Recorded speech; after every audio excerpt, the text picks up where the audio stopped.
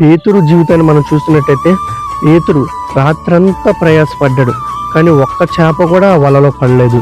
కానీ పగలు ప్రభువైన యేసుక్రీస్తు వారు చెప్పిన చోట ఆయన వల వేశాడు. వల వేసినప్పుడు విస్తారమైన చేపలు పడినాయి. అది ఎలా సాధ్యం? ఎందుకంటే రాత్రి పేతురు వేసిన వల మారిందా? వల మారలే.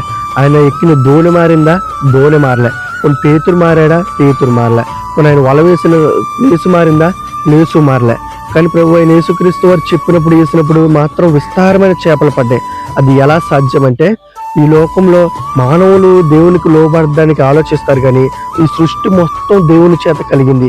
ఈ సృష్టి మొత్తం దేవునికి లోబడుతుంది. కాబట్టి ఆ చేపలకి వాటికి తెలుసు, ఆయన మాట ఇచ్చినప్పుడు ఆ చేపలన్నీ వచ్చి ఆ వలలో పడిపోయి.